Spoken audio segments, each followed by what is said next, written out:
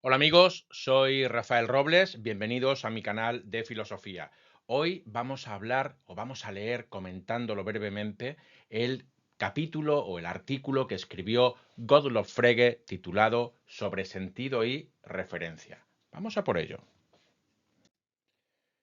Se publicó en Zeitschrift für Philosophie und Philosophische Kritik, nueva serie, en el año 1892. Esta es la portada de aquella publicación. Va a aparecer sobre la pantalla, bueno, los que estén escuchando el podcast, pues obviamente no lo podrán leer, pero los que están en esos canales que hay en internet visuales, pues pueden ver impreso en la pantalla todo, exactamente todo el artículo. Yo lo voy a ir leyendo y comentando. Y empieza así Gottlob Frege, dice: la igualdad induce a la reflexión a través de preguntas relacionadas con ella y que no son fáciles de contestar. Por ejemplo, ¿es la igualdad una relación? ¿Es una relación entre objetos? ¿O bien entre nombres o signos de objetos? Esto último es lo que supuse en mi ideografía, la conceptografía, una de las obras más importantes de Frege. Este artículo es mucho más breve, tiene unas 20 páginas más o menos. Como vamos a ir lento, pues a lo mejor este vídeo dura pues unas 2 horas. Bien, vamos despacito y entendiendo. De momento, este es el problema que trata. Esa cosa que aparentemente vemos nosotros tan sencilla, A igual a B, A igual a B, tiene una serie de implicaciones muy importantes para la filosofía. Las razones que parecen hablar en favor de ello son las siguientes. En primer lugar, tenemos aquí, dice Frege, que A igual a A y A igual a B son evidentemente enunciados de diferente valor cognoscitivo.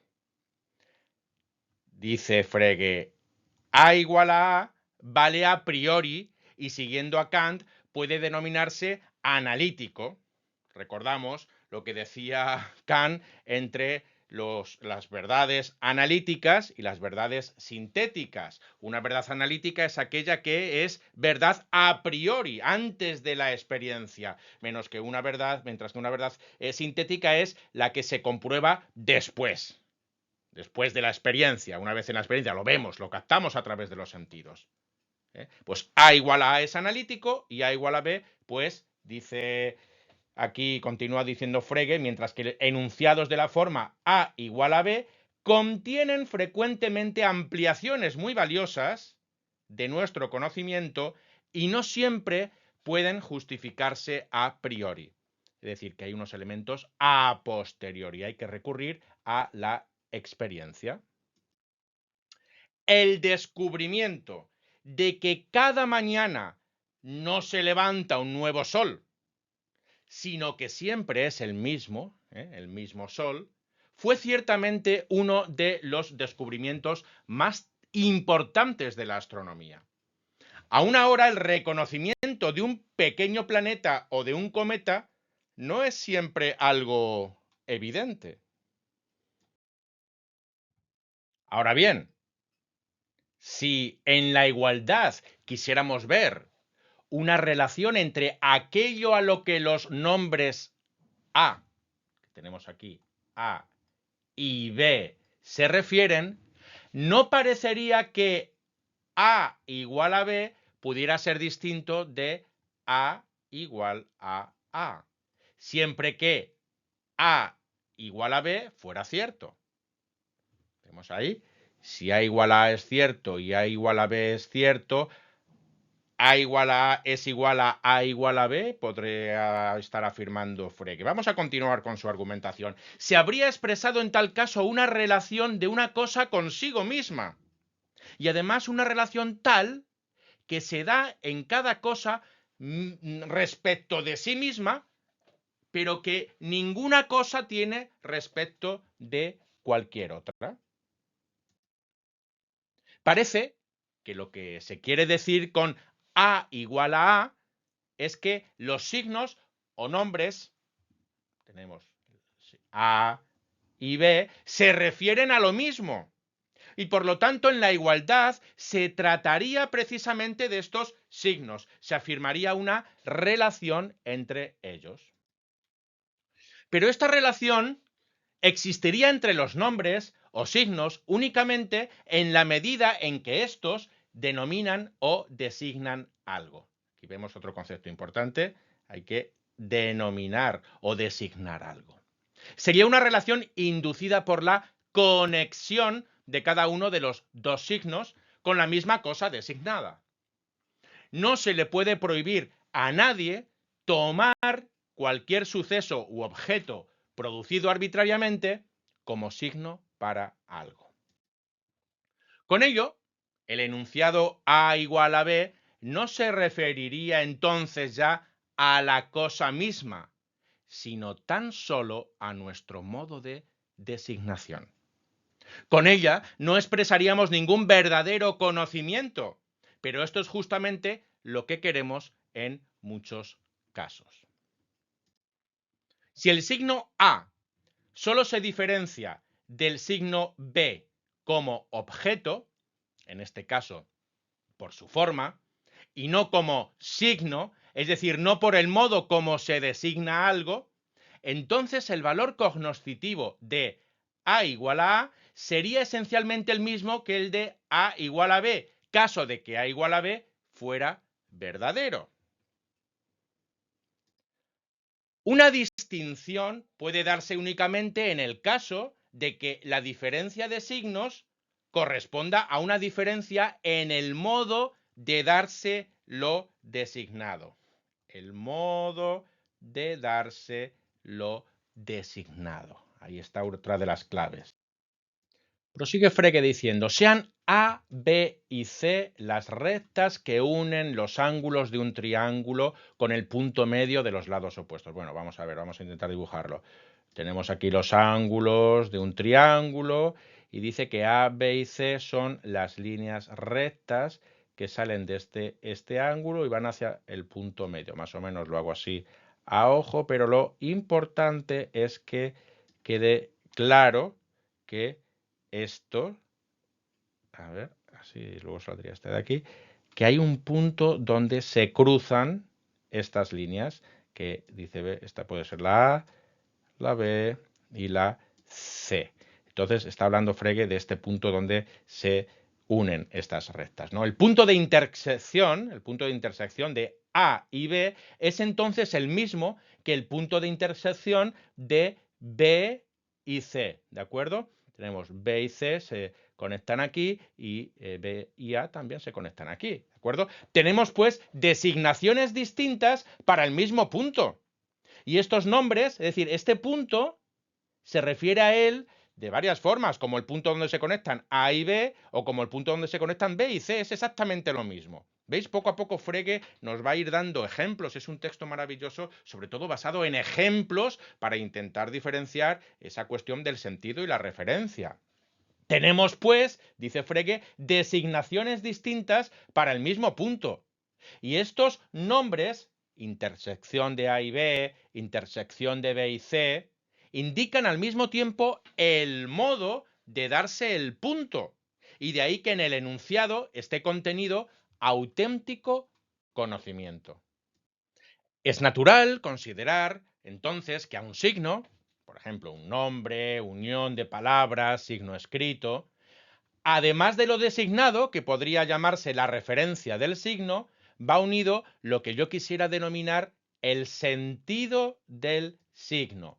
El sentido del signo, en el cual se haya contenido el modo de darse. El modo de darse.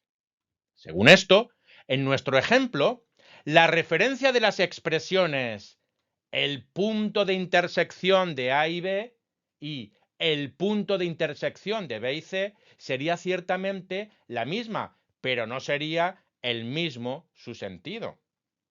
La referencia de lucero vespertino y de lucero matutino, como ven ustedes aquí en la fotografía, sería la misma, pero el sentido no sería el mismo. Nos referimos a lo mismo, pero de modos muy distintos.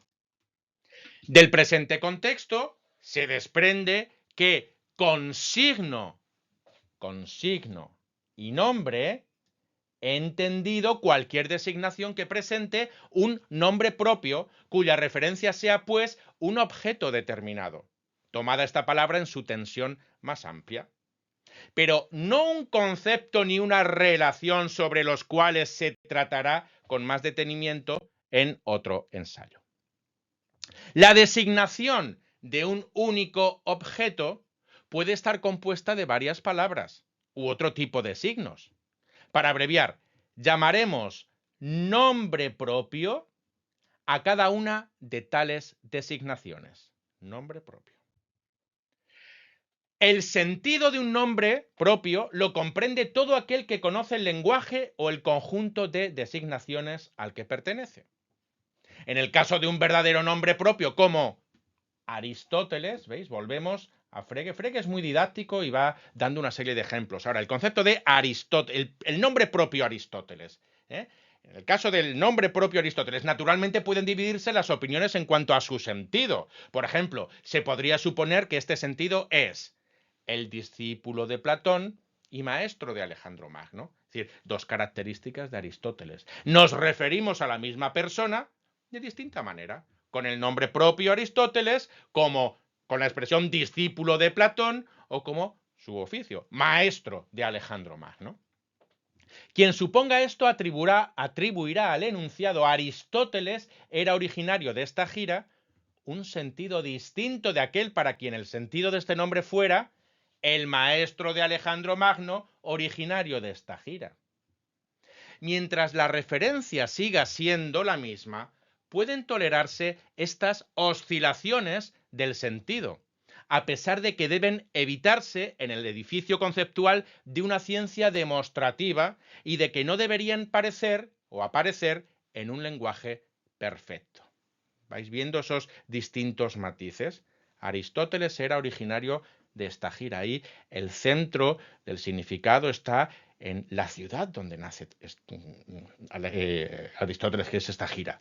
Cuando se dice el maestro de Alejandro Magno, originario de esta gira, no está el centro en esta gira, sino que está dando una ampliación, una explicación. Luego los lingüistas llaman a esto oraciones explicativas o quizá incluso especificativas. Pero con ello la referencia, caso de que exista, queda solo parcialmente iluminada. Un conocimiento completo de la referencia implicaría que de cada sentido dado pudiéramos indicar inmediatamente si le pertenece o no. Esto no lo logramos nunca. La conexión regular entre el signo, su sentido y su referencia, signo, sentido y su referencia, es tal que al signo le corresponde un determinado sentido y a este, a su vez, una determinada referencia. Mientras que a una referencia, a un objeto, no le corresponde solamente un signo. El mismo sentido puede expresarse en diferentes lenguas e incluso en la misma de diversas maneras. Naturalmente hay excepciones a esta situación regular. Es verdad que en un conjunto perfecto de signos, a cada expresión debería corresponderle un sentido determinado. Pero aquí ve Frege el problema. Pero las lenguas naturales a menudo no cumplen este requisito y hay que darse por satisfecho si solo en un mismo contexto tiene la misma palabra siempre el mismo sentido. Aquí Frege alude a esa cuestión de la ambigüedad. Estamos en el pleno siglo XIX. Todavía no hay esa lógica, no hay inteligencia artificial, no hay ordenadores, pero gracias a estos estudios van a surgir décadas después los ordenadores. Esos ordenadores que no entienden de ambigüedad, aunque hoy la inteligencia artificial parece que nos dice lo contrario. Ya se ha pasado el test de Turing y demás. Pero aquí Frege está dando un punto importantísimo. Las lenguas naturales son ambiguas. Quizá puede admitirse que una expresión gramaticalmente correcta que sustituye un nombre propio tiene siempre sentido. Pero con ello no se ha dicho que al sentido le corresponda también una referencia. Por ejemplo, las palabras el cuerpo celeste más alejado de la Tierra, tiene un sentido. Pero que tengan también una referencia es muy dudoso. La expresión, dice Frege, la serie menos convergente, tiene un sentido, pero se demuestra que no tiene una referencia, puesto que para cada serie convergente puede encontrarse otra menos convergente, pero que no obstante es convergente. Esto recuerda mucho a esas cábalas que décadas después nos traerá Gödel, con sus problemas de la indemostrabilidad, de cosas que, bueno, dicho de manera rápida, es imposible demostrar cosas que sabemos que son ciertas. Es imposible fundamentar la matemática, dicho rápidamente. Aunque sabemos que es cierto. Así pues, dice Frege, por el hecho de que se conciba un sentido, no se tiene con seguridad una referencia. Cuando se usan palabras de la manera habitual, aquello de lo que se quiere hablar es su referencia. Pero puede ocurrir también que se quiera hablar de las palabras mismas o de su sentido. Lo primero sucede, por ejemplo, cuando se citan las palabras de otro en estilo directo. Ya sabéis, todo aquello metalingüístico, autorreferente, hablar de la palabra, cuando decimos este es el objeto directo, los análisis sintácticos, todas esas cuestiones tienen su base en Frege, la metalingüística. Las palabras propias se refieren entonces, en primer lugar, a las palabras del otro, y tan solo estas últimas tienen la referencia corriente. Tenemos entonces signos de signos. En el lenguaje escrito se encierran los caracteres, en este caso, entre comillas. Por lo tanto, un carácter que se halla entre comillas no debe ser tomado en su referencia usual.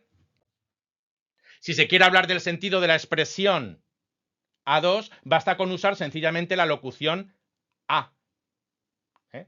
Y la expresión, el sentido de la expresión A, simplemente usas el sentido de la expresión A. En el sentido indirecto se habla del sentido, por ejemplo, del discurso del otro. Se ve claramente que incluso en este modo de hablar, las palabras no tienen su referencia usual, sino que se refieren a lo que habitualmente es su sentido. ¿De acuerdo? A. Basta con usar sencillamente la locución, el sentido de la expresión A, para referirse a A mayúscula. Para utilizar una expresión breve, vamos a decir, las palabras se usan indirectamente o tienen su referencia indirecta en el estilo indirecto. Según esto, distinguimos la referencia habitual de una palabra de su referencia indirecta y su sentido habitual de su sentido indirecto. La referencia indirecta de una palabra es, pues, su sentido usual. Hay que tener siempre presentes tales excepciones si se quiere concebir correctamente en cada caso particular el modo de conexión de signo, sentido y referencia. De la referencia y del sentido de un signo hay que distinguir la representación a él asociada.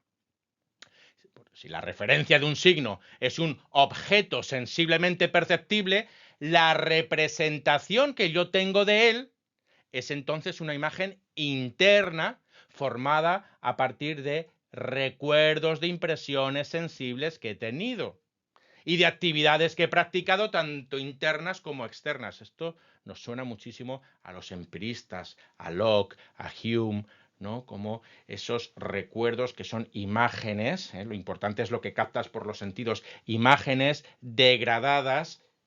El recuerdo de una imagen que hemos captado por los sentidos, eso tiene que ver con la memoria, pero siempre una imagen degradada, porque la imagen perfecta es la que captamos directamente. Esa imagen, dice Frege, está frecuentemente impregnada de sentimientos. La claridad de cada una de sus partes es diversa y vacilante. No siempre, ni siquiera en la misma persona, está unida la misma representación al mismo sentido. La representación es subjetiva. La representación de uno no es la del otro. Por ello, se dan múltiples diferencias en las representaciones asociadas al mismo sentido. Un pintor, un jinete y un zoólogo asociarán probablemente representaciones muy distintas al nombre bucéfalo. Por eso se diferencia la representación esencialmente del sentido de un signo. el cual puede ser propiedad común de muchos y que, por tanto, no es parte o modo de la mente individual. Pues ciertamente no se podrá negar que la humanidad tiene un tesoro común de pensamientos que transmite de una generación a otra. De ahí que sea inútil designar con la palabra representación cosas básicamente tan distintas. Mientras que, según lo dicho, no existe ninguna objeción para hablar del sentido sin más, en el caso de la representación, en cambio, para ser estrictos, hay que añadir a quién pertenece y en qué momento. Quizás alguien diría, al igual que con la misma palabra uno asocia tal representación, el otro tal otra, también puede uno asociarse tal sentido, el otro tal otro. Sin embargo, la diferencia consiste entonces solo en el modo de darse esa asociación. Esto no impide que ambos conciban el mismo sentido, pero no pueden tener la misma representación. Si duo idem faciunt, non est idem. Cuando dos personas se representan lo mismo, cada una tiene, sin embargo, su representación propia. A veces es ciertamente posible constatar diferencias de representaciones y hasta de sensaciones de personas distintas, pero no es posible una comparación exacta porque no podemos tener juntas esas representaciones en la misma conciencia. La referencia de un nombre propio es el objeto mismo que designamos con él. La representación que tenemos entonces es totalmente subjetiva. Entre ambas se halla el sentido, que ciertamente ya no es subjetivo como la representación, pero con todo tampoco es el objeto mismo. Quizá sea adecuada la siguiente analogía para ilustrar estas relaciones. Aquí viene lo grande de Frege. Hace sus aportaciones teóricas y muy abstractas, pero ahora lo explica muy bien con un ejemplo. Dice Frege: alguien observa la luna a través de un telescopio. Comparo la luna con la referencia. Es el objeto de observación, que es proporcionado por la imagen real que queda dibujada sobre el cristal del objetivo del interior del telescopio y por la imagen en la retina del observador. La primera imagen la comparo con el sentido. La segunda imagen con la representación o la intuición. La imagen formada dentro del telescopio es en verdad solo parcial. Depende del lugar de observación, pero con todo es objetiva, en la medida en que puede servir a varios observadores. Podría incluso disponerse de modo que pudieran utilizarla varios simultáneamente, pero de las imágenes retinianas cada uno tendría la suya propia. Apenas podría lograrse una congruencia geométrica debido a la diferente constitución de los ojos y una coincidencia real estaría excluida. Podría quizás seguir desarrollándose esta analogía admitiendo que la imagen retiniana de A podría hacerse visible a B. O también que el propio A podría ver su propia imagen retiniana en un espejo. Con esto se mostraría, quizá, que una representación puede ser tomada ciertamente como objeto, pero que en sí misma nunca, en sí misma no es nunca para el observador lo que es para el que la tiene. Pero seguir en esta dirección nos apartaría demasiado de lo que nos ocupa. Podemos ahora distinguir tres niveles de diferenciación entre palabras, expresiones o frases enteras. O bien la diferencia se refiere a lo sumo a las representaciones, o bien al sentido pero no a la referencia, o bien, en fin, al sentido y a la referencia. Con respecto al primer nivel, hay que hacer notar que debido a la conexión incierta de las representaciones con las palabras, para uno puede existir una diferencia que otro no encuentra. Las diferencias en la traducción de un escrito original no pasarían de este primer nivel. Entre otras diferencias posibles, aquí están los matices y el énfasis con que la poesía y la elocuencia tratan de revestir el sentido. Estos matices y énfasis no son objetivos. Claro, ¿no? Ya sabéis, la poesía es, ¿cómo decirlo? Es utilizar el lenguaje de una manera distinta para intentar acceder a unos mundos que con el lenguaje normal pues no se puede acceder. Y está haciendo Frege alusión a esa cuestión, ¿no? Esos matices y énfasis que tienen las palabras cuando se manejan de manera tal, elocuentemente, poéticamente, bueno, son como llaves que nos permiten acceder a otros universos. Naturalmente, sin cierto parentesco entre las representaciones humanas, el arte no sería posible, pero nunca puede averiguarse exactamente en qué medida nuestras representaciones corresponden a los propósitos del poeta. En lo que sigue no hablaremos ya más de las representaciones e intuiciones.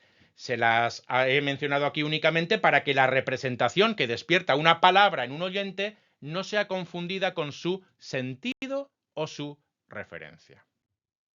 Para posibilitar un modo de expresarnos breve y exacto, vamos a establecer las siguientes locuciones. Un nombre propio, palabra, signo, fila de signos o expresión, expresa su sentido.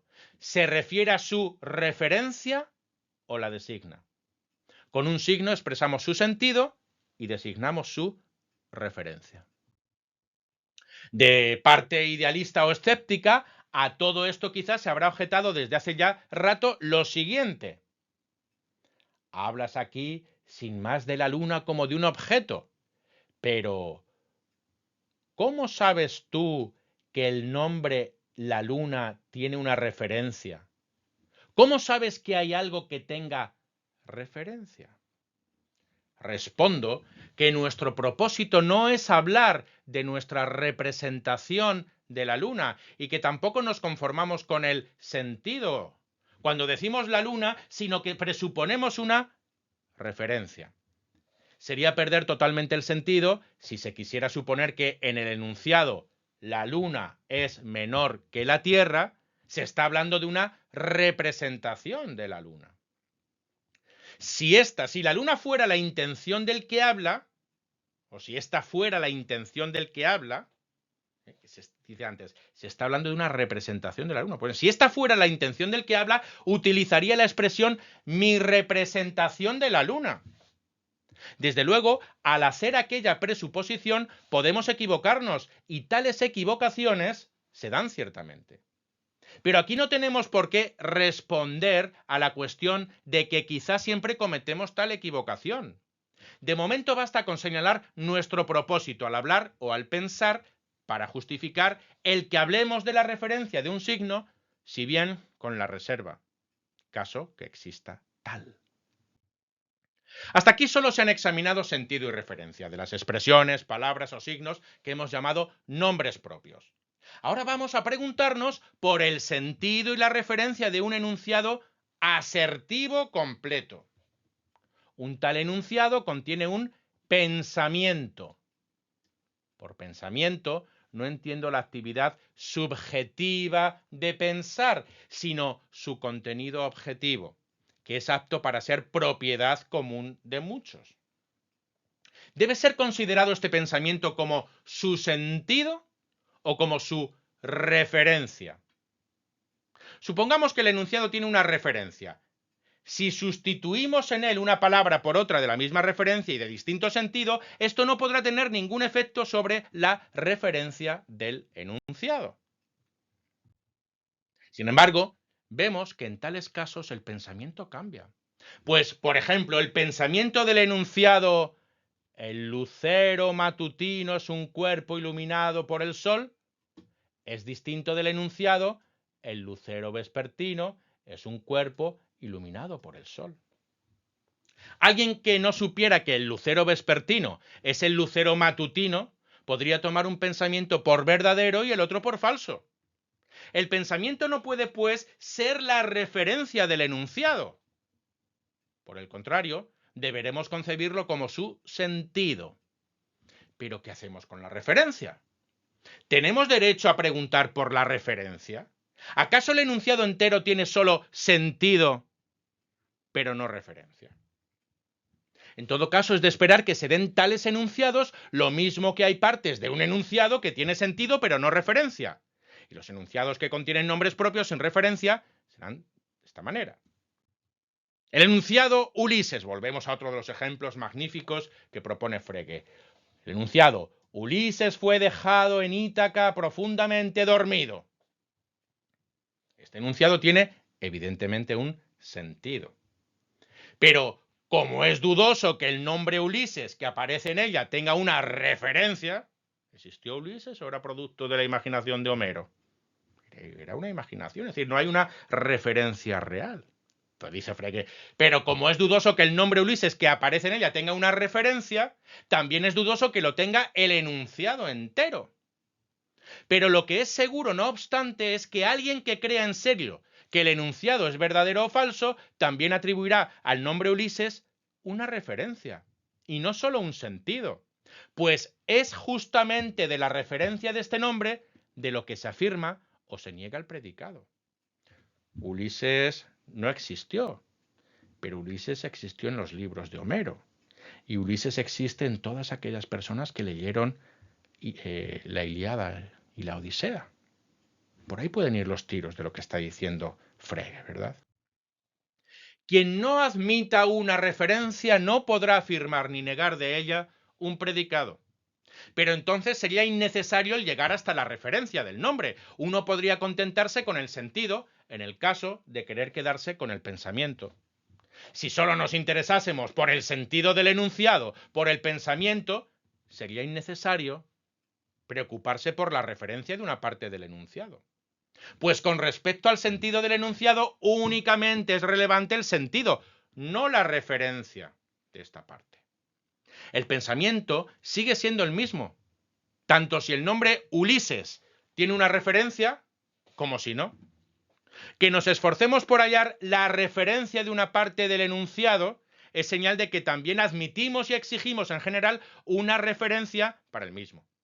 El pensamiento pierde valor para nosotros tan pronto como vemos que a una de las partes le falta la referencia. Estamos, pues, bien justificados al no contentarnos con el sentido de un enunciado y al preguntarnos también por su referencia. Pero ¿por qué queremos que cada nombre propio no tenga únicamente un sentido, sino también una referencia? ¿Por qué no nos basta el pensamiento? Porque, y en la medida en que nos interesa, su valor es veritativo. No siempre es este el caso. Al escuchar un poema épico, por ejemplo, nos cautivan, además de la eufonía del lenguaje, el sentido de los enunciados y las representaciones y sentimientos despertados por ellos. Si nos preguntásemos por su verdad, abandonaríamos el goce estético y nos dedicaríamos a un examen científico. De ahí que nos sea indiferente el que el nombre Ulises, por ejemplo, se refiera a algo o no, mientras consideremos el poema como obra de arte. Es la búsqueda de la verdad lo que nos incita a avanzar en el sentido hacia la referencia. Hemos visto que a un enunciado hay que buscarle una referencia siempre que interesa la referencia de las partes componentes. Y esto siempre es el caso, entonces solo entonces cuando nos preguntamos por los valores veritativos. Por esto nos vemos impulsados a admitir el valor veritativo de un enunciado como su referencia. Por valor veritativo de un enunciado entiendo la circunstancia de que sea verdadero o de que sea falso. Eso es el valor veritativo. ¿No hay más valores veritativos? No hay, como dirían luego, se está aplicando el principio de tertio excluso. O verdad o falsedad. Pero no hay cuestiones intermedias. No ha llegado todavía en el siglo XIX la mecánica cuántica, podríamos decir. En aras de la brevedad, al uno lo llamo lo verdadero y al otro lo llamo lo falso. Verdadero y falso. Cada enunciado asertivo en el que tenga importancia la referencia de las palabras debe ser considerado, pues, como un nombre propio. Y su referencia, caso de que exista, es o bien lo verdadero o bien lo falso. Estos dos objetos son admitidos, aunque solo sea tácitamente, por todo aquel que emita juicios, que tenga algo por verdadero, o sea, también por el escéptico. El designar los valores veritativos como objetos puede parecer aquí todavía una ocurrencia arbitraria y quizás un mero juego de palabras, del que no deberían sacarse consecuencias fundamentales. Lo que yo llamo objeto solo podrá ser discutido con más precisión teniendo en cuenta el concepto y la relación. Esto quiero reservarlo para otro ensayo. Pero con todo aquí podría ya quedar claro que en todo juicio, y por muy evidente que este sea, se ha dado ya ya se ha dado el paso del nivel de los pensamientos al nivel de las referencias de lo objetivo. Alguno podría haberse tentado a considerar la relación del pensamiento con lo verdadero no como la que hay entre el sentido y la referencia, sino como relación del sujeto con el predicado. Verdaderamente puede decirse, el pensamiento de que 5 es un número primo es verdadero. Pero si se examina esto más atentamente, se observa que con ello no se dice realmente nada más de lo que se dice en el simple enunciado 5 es un número primo.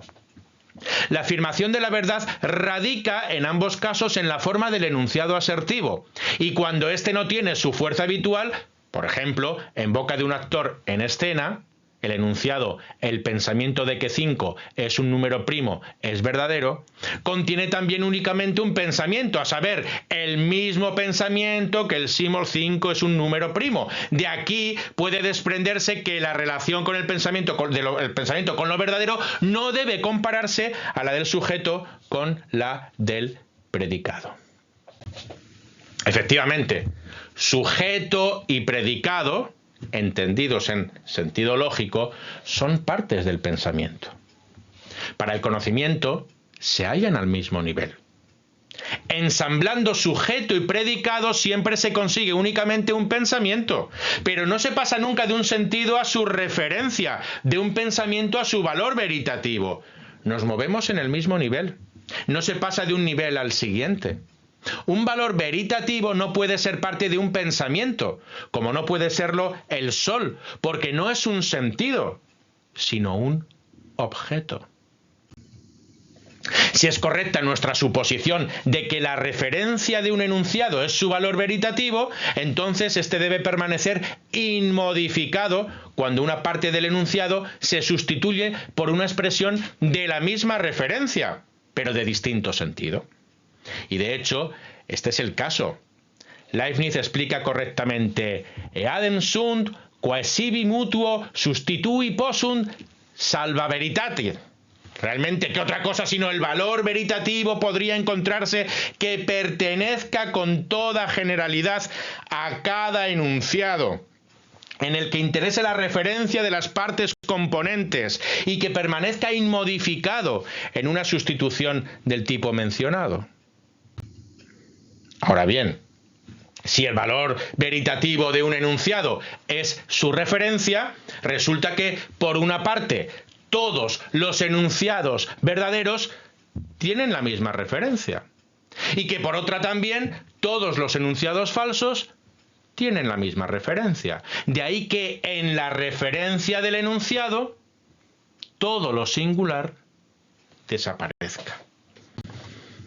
Nunca podemos quedarnos tan solo con la referencia de un enunciado, pero tampoco el mero pensamiento proporciona ningún conocimiento, sino únicamente el pensamiento junto con su referencia, es decir, su valor veritativo. El juzgar puede ser considerado como el paso de un pensamiento a su valor veritativo. Naturalmente, esto no debe ser tomado como una definición. El juzgar es precisamente algo muy singular e incomparable. También podría decirse que juzgar es distinguir partes dentro de un valor veritativo. Esta distinción ocurre retrocediendo al pensamiento. Cada sentido que pertenezca a un valor veritativo correspondería a su modo propio de descomposición. La palabra parte la he utilizado aquí de una manera peculiar. En efecto, la relación del todo a la parte, este concepto que está tratando aquí Frege, La relación del todo a la parte en el enunciado la he transferido a su referencia. Al denominar a la referencia de una palabra parte de la referencia del enunciado cuando esa misma palabra es parte de este enunciado. Cuando esa misma palabra es parte de este enunciado. Modo de hablar que naturalmente es impugnable, porque en el caso de la referencia, la otra parte no queda determinada por el todo y la parte escogida. Y porque la palabra parte se emplea para los cuerpos en un sentido distinto. En su lugar, debería crearse una expresión apropiada. Vamos ahora a seguir comprobando la suposición de que el valor veritativo de un enunciado es su referencia. Hemos hallado que el valor veritativo de un enunciado permanece inmodificado cuando en este sustituimos una expresión por otra de igual referencia. Pero todavía no hemos considerado el caso en que la expresión a ser sustituida es ella misma un enunciado. Si nuestro punto de vista es correcto, el valor veritativo de un enunciado que contiene a otro como parte debe permanecer inmodificado si sustituimos el enunciado componente por otro cuyo valor veritativo es el mismo. Hay que esperar excepciones cuando el todo o el enunciado componente están en estilo directo o indirecto. Pues como hemos visto, la referencia de las palabras no es entonces la usual. Un enunciado se refiere en el estilo directo a otro enunciado y en el indirecto a un pensamiento. Nos vemos, pues, llevados al estudio de los enunciados subordinados. Estos aparecen como partes de una estructura enunciativa que, desde el punto de vista lógico, es asimismo un enunciado, a saber, el enunciado principal. Pero en este punto nos enfrentamos a la pregunta de si también vale para los enunciados subordinados el que su referencia sea un valor veritativo. Del estilo indirecto, sabemos ya que ocurre lo contrario. Los gramáticos consideran los enunciados subordinados como representantes de partes del enunciado general. Y según eso, las denominan enunciados nominales, calificativos, adverbiales. De aquí podría surgir la suposición de que la referencia de un enunciado subordinado no es un valor veritativo, sino que es análoga a la de un nombre, un calificativo o un adverbio. En resumen, al de una parte del enunciado, cuyo sentido no es un pensamiento, sino solo una parte del mismo. Únicamente una investigación más detenida puede proporcionar claridad sobre este punto. En ella no nos atendremos estrictamente al hilo conductor gramatical, sino que reuniremos lo que lógicamente es similar. Busquemos primero aquellos casos en los que el sentido del enunciado subordinado, como acabamos de suponer, no es un pensamiento autónomo. A los enunciados nominales abstractos introducidos por qué pertenece también el estilo indirecto, del cual hemos visto que en él las palabras tienen una referencia indirecta, que coincide con lo que habitualmente es su sentido. En este caso, pues, el enunciado subordinado tiene por referencia un pensamiento, no un valor veritativo. Por sentido, no un pensamiento, sino el sentido de las palabras. El pensamiento de que el cual es sólo parte del pensamiento de toda la estructura enunciativa. Esto sucede después de decir, oír, opinar, estar convencido, concluir y palabras parecidas. La cuestión aparece distinta y ciertamente bastante complicada después de palabras como conocer, saber, imaginarse, lo cual será estudiado más adelante. Está claro aquí una serie de palabras. Luego, Wittgenstein, el segundo Wittgenstein, también parece que retoma este tema y lo lleva a su concepto de juegos del lenguaje, ¿no? ¿Qué quiere decir decir? Eso parece evidente, pero sin embargo imaginarse ya es algo más complicado. Lo va a tratar Frege más adelante. Que en nuestros casos la referencia del enunciado subordinado es en realidad el pensamiento, se ve también por el hecho de que para la verdad del todo es indiferente que aquel pensamiento sea verdadero o falso. Compárese, por ejemplo, los dos enunciados. Primero, Copérnico creía que las órbitas de los planetas eran círculos. Y el otro. Copérnico creía que la apariencia del movimiento del Sol es producida por el movimiento real en la Tierra. Sin perjuicio de la verdad, puede sustituirse aquí un enunciado subordinado por el otro. El enunciado principal junto con el subordinado tiene por sentido únicamente un solo pensamiento. Y la verdad del todo no implica ni la verdad ni la falsedad del subordinado. En tales casos, no está permitido sustituir en el enunciado subordinado una expresión por otra que tenga la misma referencia usual, sino solamente por una que tenga la misma referencia indirecta, es decir, el mismo sentido usual.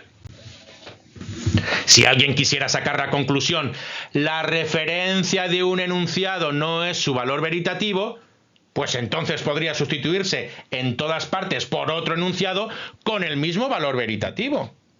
Habría demostrado demasiado. Con la misma razón podría afirmarse que la referencia de la palabra lucero matutino, no es Venus.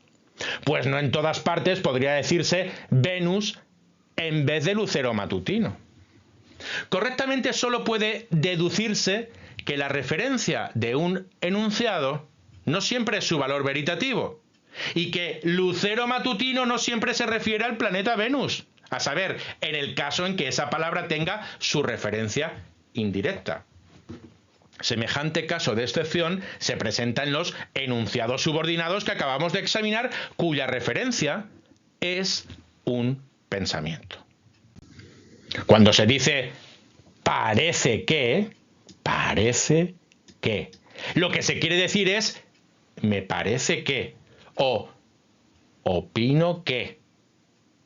Tenemos pues el mismo caso. Igualmente ocurre con expresiones como alegrarse, lamentar, aprobar, censurar, esperar, temer. Otro ejemplo de esos tan didácticos que hace Frege.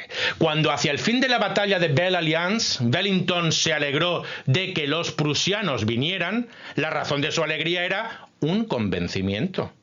Estamos hablando de la batalla de Waterloo, la famosa batalla de Waterloo, ¿no?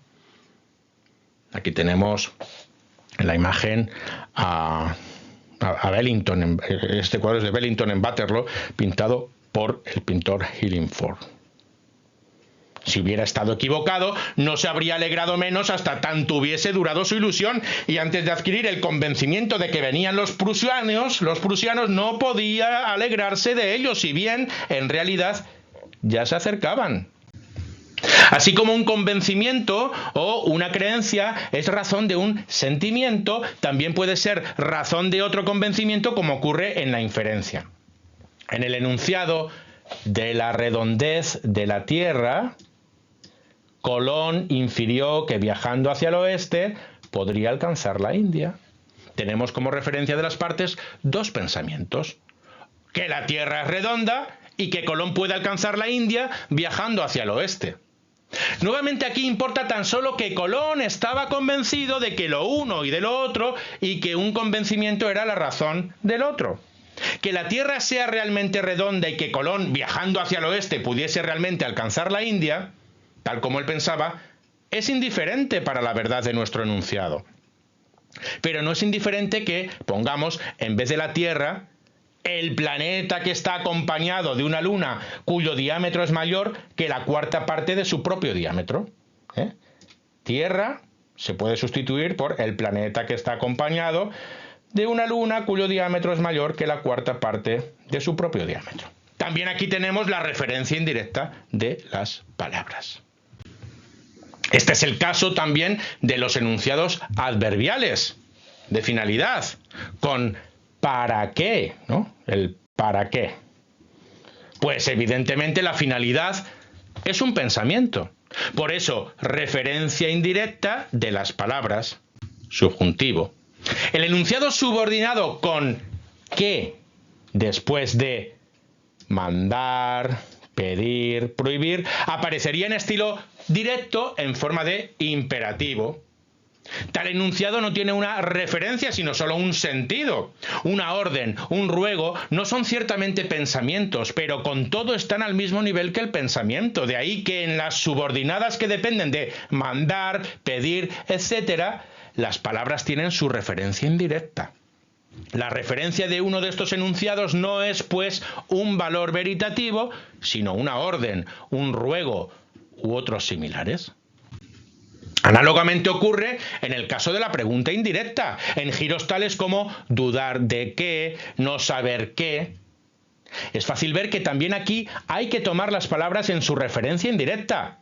Las interrogativas indirectas con quién, qué, dónde, cuándo, cómo, por medio de qué, etc., a veces se asemejan aparentemente mucho a enunciados adverbiales en los que las palabras tienen su referencia usual. Lingüísticamente estos casos se diferencian por el modo del verbo.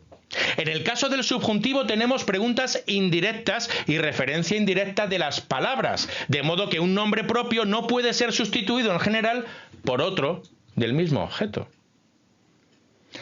Un ejemplo es evidente. Si usted se llama Javier, pues a ver por qué otro nombre propio lo podemos sustituir. Le podemos decir Javier el madrileño, pero el nombre propio no es el madrileño, es Javier. En los casos considerados hasta aquí, las palabras de los enunciados subordinados tenían su referencia indirecta y por esto es explicable que también la referencia del enunciado subordinado mismo fuera indirecto. Es decir, no un valor veritativo, sino un pensamiento, una orden, un ruego, una pregunta. El enunciado subordinado podría ser concebido como nombre. Se podría incluso decir como nombre propio del pensamiento, la orden, etc., puesto que como tal aparecía en el contexto de la estructura enunciativa. Llegamos ahora a otros enunciados subordinados en los que las palabras tienen ciertamente su referencia usual, pero sin que aparezca un pensamiento como sentido ni un valor veritativo como referencia. ¿Cómo es esto posible? Se verá claramente con ejemplos. Vamos al primer ejemplo que pone Frege. El que descubrió la forma elíptica de las órbitas planetarias murió en la Defense, en la miseria. Aquí tenemos un retrato de Kepler, pintado en 1910 por August Kohler. Si en este caso el enunciado subordinado tuviera por sentido un pensamiento, tendría que ser posible expresarle también en un enunciado principal.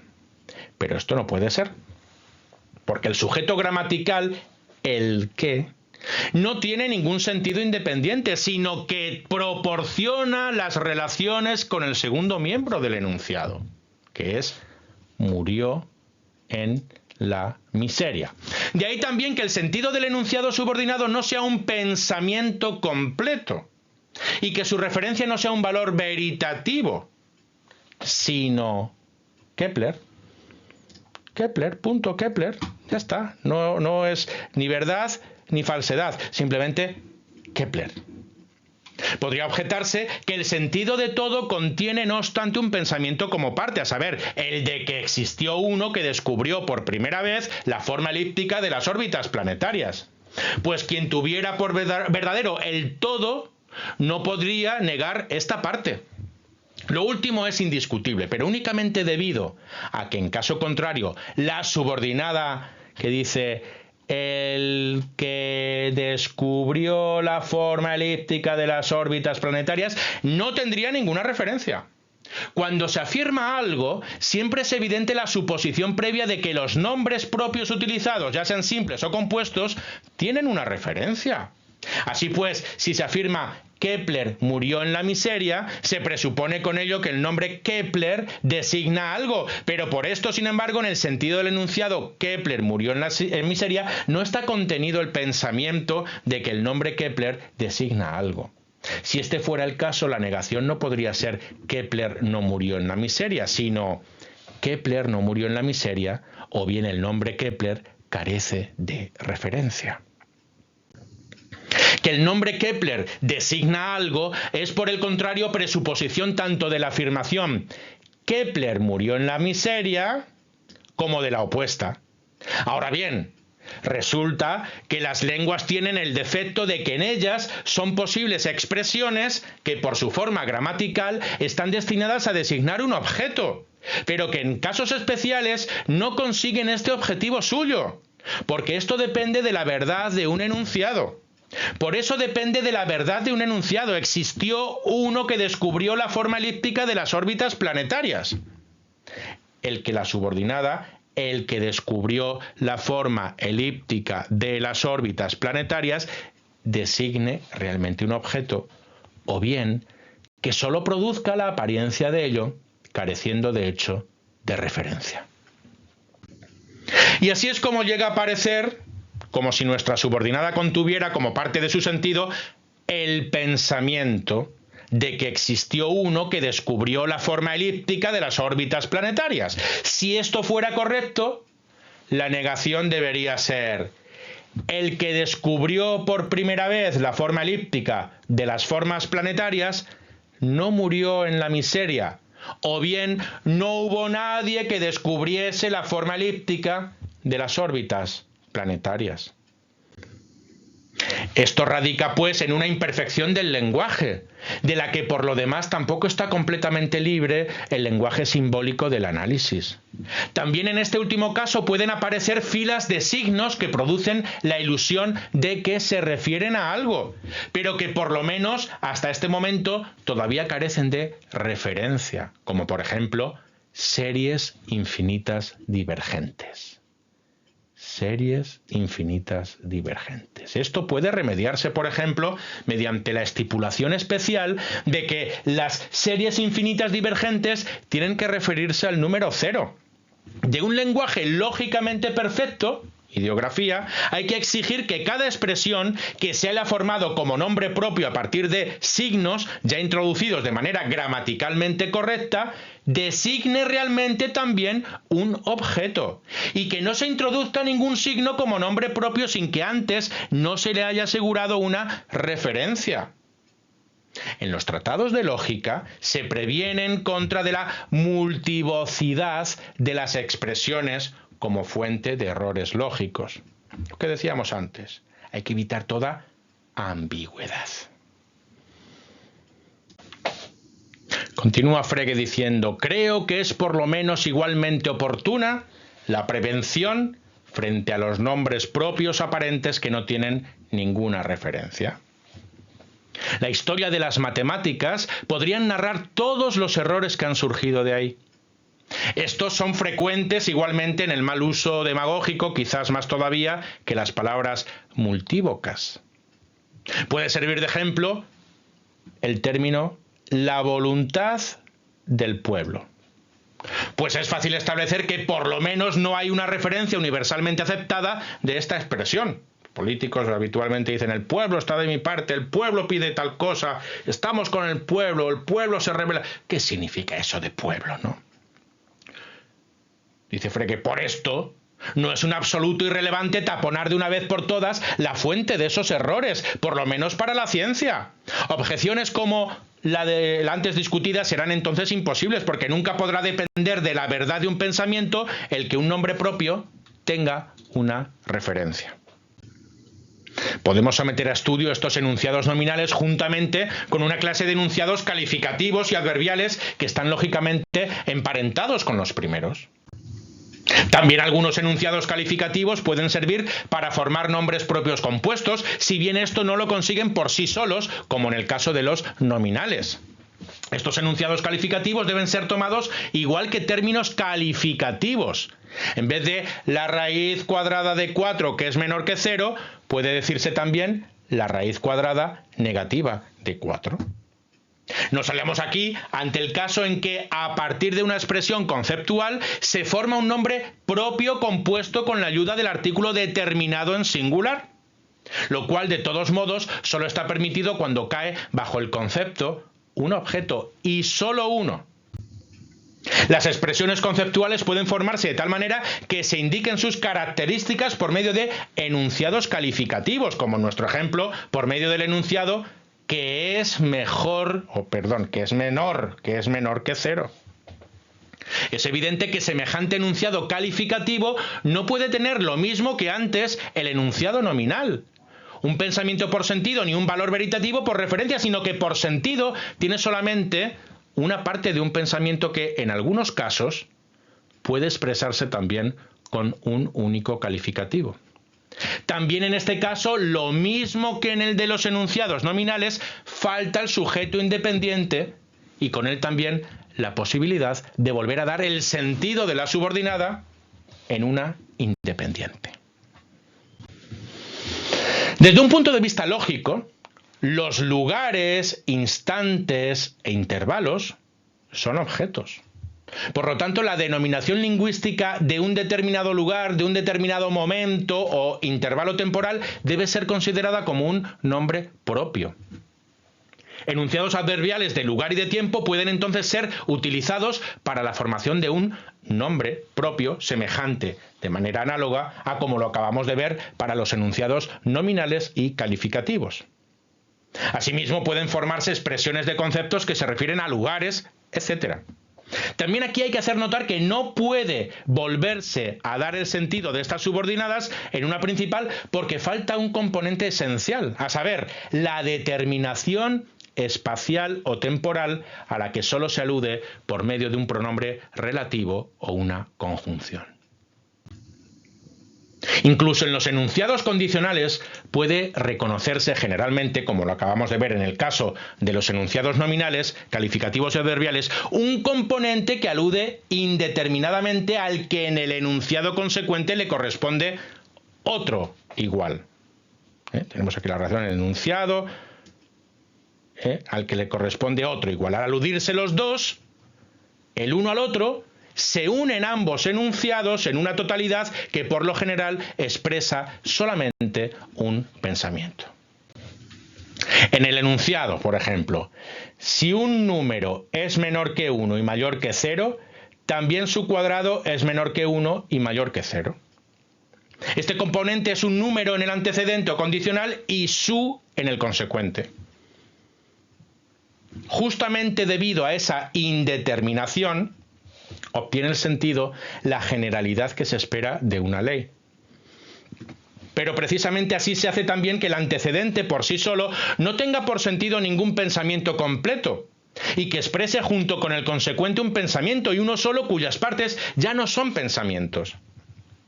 En general, es erróneo creer que en un juicio hipotético se interrelacionan dos juicios.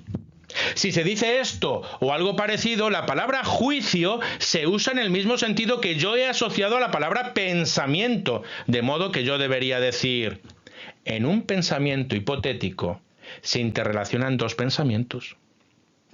Esto podría ser cierto únicamente en el caso en que faltase un componente que aludiese indeterminadamente, pero entonces tampoco se daría la generalidad. Cuando debe aludirse indeterminadamente a un instante en el enunciado condicional o antecedente y en el consecuente, esto ocurre no pocas veces, solamente por medio del tiempo presente del verbo, que en este caso no connota el presente. Esta forma gramatical es entonces el componente que alude indeterminadamente en el enunciado principal y en el subordinado. Cuando el sol se halla en el trópico de Cáncer, tenemos el día más largo en el hemisferio. Eso es un ejemplo de este caso. También aquí es imposible expresar el sentido del subordinado en uno principal, ya que este sentido no es un pensamiento completo, pues si dijéramos el sol se halla en el trópico de Cáncer, nos referiríamos con ello a nuestro presente y de este modo cambiaríamos el sentido. ¿Ven ustedes la diferencia? Cuando el sol se halla en el trópico de Cáncer tenemos el día más largo en el hemisferio, es un ejemplo de este caso. Y luego, si decimos frente a el sol, aquí tenemos el sol se halla en el trópico de Cáncer. Nos referimos con ello a nuestro presente y antes no. Todavía menos es el sentido de la principal un pensamiento. Tan solo el todo consistente en la principal y la subordinada es lo que contiene un pensamiento. Por lo demás, también puede aludirse indeterminadamente a varios componentes comunes en el antecedente y el consecuente. Es obvio que enunciados nominales con quién, lo que y adverbiales con dónde, cuándo, donde quiera que, siempre que, frecuentemente deben ser considerados por el sentido como enunciados condicionales. Por ejemplo, quien coge barro se ensucia. También algunos enunciados calificativos representan enunciados condicionales. De este modo podemos expresar el sentido de nuestro enunciado, antes mencionado, también en la forma el cuadrado del número que es menor que 1 y mayor que 0 es menor que 1 y mayor que 0. La cuestión aparece totalmente distinta cuando el componente común del principal y del subordinado es designado por un nombre propio. En el enunciado Napoleón, que se dio cuenta del peligro para su flanco derecho, dirigió él mismo sus guardias de corps contra la posición enemiga, se expresan los dos pensamientos siguientes. 1. Napoleón se dio cuenta del peligro para su flanco derecho. Y 2. Napoleón dirigió él mismo sus guardias de corps contra la posición enemiga. ¿Cuándo y dónde ocurrió esto puede saberse ciertamente solo por el contexto, pero por eso mismo debe considerarse determinado. Si expresamos todo nuestro enunciado como afirmación, afirmamos con él al mismo tiempo los dos enunciados parciales. Si uno de estos enunciados es falso, lo es también el todo. Aquí tenemos el caso en que el subordinado por sí solo tiene, por sentido, un pensamiento completo, si lo completamos con una indicación temporal y espacial. En consecuencia, la referencia de la subordinada es un valor veritativo. Podemos esperar, pues, que sin perjuicio de la verdad del todo, pueda ponerse en su lugar un enunciado del mismo valor veritativo. Este es justamente el caso. Debe tenerse en cuenta tan solo que su sujeto ha de ser Napoleón, por una razón puramente gramatical, puesto que sólo entonces puede ponerse el enunciado en la forma de un enunciado calificativo atribuido a Napoleón. Pero si se prescinde de la exigencia de que tenga que aparecer en esta forma, y si se admite también la conexión por medio de y, entonces desaparece esta restricción. Incluso en subordinadas con aunque, se expresan pensamientos completos. Esta conjunción no tiene propiamente ningún sentido y tampoco modifica el sentido del enunciado, sino que lo aclara solo de una manera peculiar. En verdad, podríamos sustituir sin perjuicio de la verdad del todo el enunciado concesivo por otro del mismo valor veritativo. Pero la aclaración parecería entonces ligeramente inadecuada, como si se quisiera cantar una canción de contenido triste de una manera alegre. Buen ejemplo, pone Frege. En los últimos casos, la verdad del todo incluía la verdad de los enunciados parciales. Caso distinto es aquel en que un enunciado condicional expresa un pensamiento completo, cuando en vez del componente solo alusivo contiene un nombre propio o algo que deba considerarse igual. En el enunciado si ahora el sol ya se ha levantado, entonces el cielo está muy nublado. El tiempo es presente, es el presente, o sea, determinado. También el lugar debe pensarse que está determinado. Aquí puede decirse que se ha postulado una relación entre el valor veritativo del antecedente y del consecuente, o sea, la de que no se da el caso en que el antecedente se refiere a lo verdadero y el consecuente a lo falso. Según esto, nuestro enunciado es verdadero. Tanto si el sol todavía no se ha levantado ahora, está en el cielo muy nublado, o no, como si el sol se ha levantado ya y el cielo está muy cubierto. Como que en este caso solo interesan los valores veritativos, puede sustituirse cada uno de los enunciados parciales por otro del mismo valor veritativo, sin que cambie el valor veritativo del todo. Naturalmente, la aclaración sería también aquí generalmente inoportuna. El pensamiento parecería ligeramente absurdo, pero esto no tiene nada que ver con su valor veritativo. En todo esto debe tenerse siempre en cuenta que resuenan pensamientos adicionales, que, sin embargo, en realidad no están expresados, y que por esto no deben ser incluidos en el sentido del enunciado, no interesándonos, por lo tanto, su valor veritativo. Con esto se habrían discutido los casos simples. Lancemos una mirada retrospectiva hacia lo que hemos averiguado. El enunciado subordinado por lo general no tiene por sentido ningún pensamiento, sino únicamente una parte de alguno, y en consecuencia no tiene por referencia ningún valor veritativo.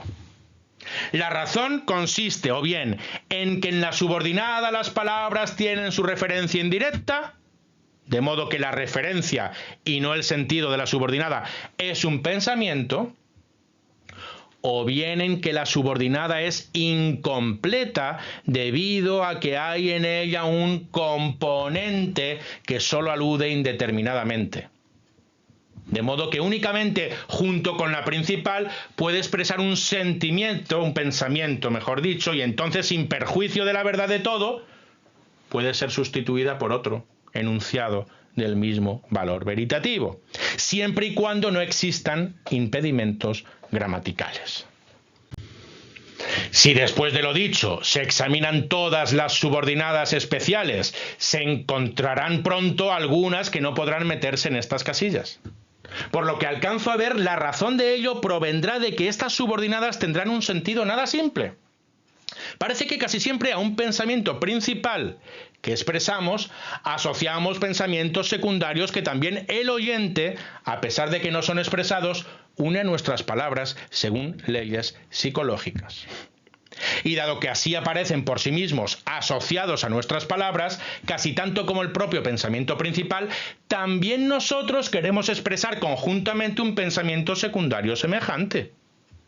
Por ello, se hace más rico el sentido del enunciado, y puede muy bien ocurrir que tengamos más pensamientos simples que enunciados. En algunos casos el enunciado debe ser entendido de este modo, mientras que en otros puede ser dudoso que el pensamiento secundario pertenezca realmente al sentimiento del enunciado o bien solo lo acompañe. Así, podría quizás encontrarse que en el enunciado Napoleón, que se dio cuenta del peligro para su flanco derecho, dirigió él mismo sus guardias de corps contra la posición enemiga. No se han expresado únicamente los dos pensamientos antes mencionados, sino también el de que el darse cuenta del peligro fue la razón por la cual dirigió sus guardias de corps contra la posición enemiga. De hecho, puede dudarse de si este pensamiento solo está ligeramente sugerido o bien está realmente expresado. Se nos plantea la pregunta de si nuestro enunciado sería falso en el caso de que Napoleón hubiese tomado su decisión ya antes de percibir el peligro. Si a pesar de esto nuestro enunciado fuera verdadero, entonces nuestro pensamiento secundario no debería considerarse parte del sentido de nuestro enunciado. Probablemente nos decidiríamos por esto último. En el primer caso la situación estaría bastante embrollada. Tendríamos más pensamientos simples que enunciados. Si sustituimos también el enunciado Napoleón se dio cuenta del peligro para su flanco derecho por otro del mismo valor veritativo, por ejemplo, Napoleón tenía ya más de 45 años de edad, se habría alterado entonces no solo nuestro primer pensamiento, sino también el tercero. Y por ello podría también modificarse su valor veritativo, a saber, en el caso en que su edad no hubiese sido la razón de la decisión de dirigir sus guardias de corps contra el enemigo. A partir de esto puede comprenderse por qué no siempre en tales casos pueden reemplazarse mutuamente enunciados del mismo valor veritativo. Pues justamente entonces el enunciado, gracias a su conexión con otro, expresa más de lo que expresa por sí solo. Consideremos ahora algunos casos en los que esto sucede regularmente. En el enunciado Bebel se imagina que por medio de la devolución de Alsacia-Lorena se podrán acallar los deseos de venganza de Francia. Se expresan dos pensamientos, de los cuales no obstante no pertenece el uno al enunciado principal y el otro al subordinado. A saber, 1. Bebel cree que por medio de la devolución de Alsacia-Lorena se podrán acallar los deseos de venganza de Francia. 2. Por medio de la devolución de Alsacia-Lorena no podrán acallarse los deseos de venganza de Francia. En la expresión del primer pensamiento, las palabras de la subordinada tienen su referencia indirecta, mientras que esas mismas palabras en la expresión del segundo pensamiento tienen su referencia usual. Vemos pues que en nuestra estructura enunciativa originaria, la subordinada debe tomarse como doble, con distintas referencias, de las cuales una es un pensamiento y la otra un valor veritativo. Ahora bien, puesto que el valor veritativo no es toda la referencia del enunciado subordinado, no podemos sustituir sin más este por otro del mismo valor veritativo. Análogamente ocurre con expresiones como saber, reconocer, es sabido. Con un enunciado subordinado sobre la razón y el correspondiente enunciado principal, expresamos varios pensamientos que, sin embargo, no corresponden a cada uno de los enunciados aislados. En el enunciado, como el hielo es menos denso que el agua, flota en el agua, tenemos 1. El hielo es menos denso que el agua. 2. Si algo es menos denso que el agua, flota en el agua. Y 3. El hielo flota en el agua. No era necesario quizá manifestar explícitamente el tercer pensamiento al estar contenido en los dos primeros. Por el contrario, ni juntando el primero con el tercero ni el segundo con el tercero se obtendría el sentido de nuestro enunciado. Es decir, si digo el hielo es menos denso que el agua, el hielo flota en el agua. O si algo es menos denso que el agua, flota en el agua, el hielo flota en el agua. Por el contrario, no. Vemos pues que en nuestra subordinada, como el hielo es menos denso que el agua, se expresa tanto nuestro primer pensamiento como una parte del segundo pensamiento. De ahí que no podamos sin más sustituir nuestra subordinada por otro enunciado del mismo valor veritativo. Pues así también quedaría modificado nuestro segundo pensamiento y esto también podría fácilmente afectar a su valor veritativo. Análogamente aparece la cuestión en el enunciado: si el hierro fuera menos denso que el agua, flotaría en el agua. Aquí tenemos los dos pensamientos de que el hierro no es menos denso que el agua y de que algo flota en el agua si es menos denso que el agua. Nuevamente la subordinada expresa un pensamiento y una parte del otro. Si concebimos el enunciado antes analizado, después de que Schleswig-Holstein se hubo separado de Dinamarca, se enemistaron Prusia y Austria, de forma que en él esté expresado el pensamiento de que Schleswig-Holstein se había separado alguna vez de Dinamarca. Tenemos entonces, en primer lugar, este pensamiento. Y en segundo lugar, el pensamiento de que en cierto momento que queda algo más determinado por medio de la subordinada, Prusia y Austria se enemistaron. También en este caso expresa la subordinada no solo un pensamiento, sino también una parte de otro. De aquí que en general no se pueda sustituir por otro enunciado del mismo valor veritativo. Es difícil agotar todas las posibilidades dadas en el lenguaje, pero con todo espero haber hallado en lo esencial las razones por las que no siempre se puede sustituir una subordinada por otra del mismo valor veritativo, sin perjuicio de la verdad de la estructura enunciativa entera. Estas razones son: 1. Que la subordinada no se refiere a ningún valor veritativo al expresar solo una parte de su pensamiento. Y 2. Que la subordinada se refiere ciertamente a un valor veritativo, pero no se limita a esto. Al comprender su sentido, además de un pensamiento, una parte de otro pensamiento. El primer caso se da A. en la referencia indirecta de las palabras y B. cuando una parte del enunciado alude solo indeterminadamente en vez de ser un nombre propio. En el segundo caso, la subordinada puede tomarse como doble, a saber, una vez en su referencia habitual, la otra en su referencia indirecta. O bien, puede ser que el sentido de una parte de la subordinada sea, al mismo tiempo, componente de otro pensamiento, que juntamente con el sentido expresado directamente en la subordinada, constituya el sentido total del enunciado principal y de la subordinada. De todo esto resulta con suficiente probabilidad que los casos en que una subordinada no es sustituible por otra del mismo valor veritativo no demuestran nada en contra de nuestra idea de que el valor veritativo es la referencia del enunciado, el sentido del cual es un pensamiento. Volvamos a nuestro punto de partida. Si en general encontramos que el valor cognoscitivo de A igual a A y de A igual a B es distinto, esto se explica por el hecho de que para el valor cognoscitivo el sentido del enunciado, o sea, el pensamiento expresado en él, no entra menos en consideración que su referencia, es decir, su valor veritativo. Ahora bien, si A igual a A, la referencia de B es ciertamente la misma que la de A y por lo tanto también el valor veritativo de A igual a B es el mismo que el de A igual a A. Sin embargo, el sentido de B puede ser distinto del sentido de A y con ello también será el pensamiento expresado en A igual a B distinto del expresado en A igual a A. Pero entonces los dos enunciados tampoco tienen el mismo valor cognoscitivo. Si, como hemos hecho más arriba, por juicio entendemos el paso del pensamiento a su valor veritativo, también diremos entonces que los juicios son distintos. Y hasta aquí la lectura detenida de Sobresentido y referencia de Frege. Espero que haya sido de interés y nos vemos en próximos capítulos filosóficos en nuestro canal de filosofía. Más información en rafaelrobles.com. Hasta pronto. Gracias por su atención.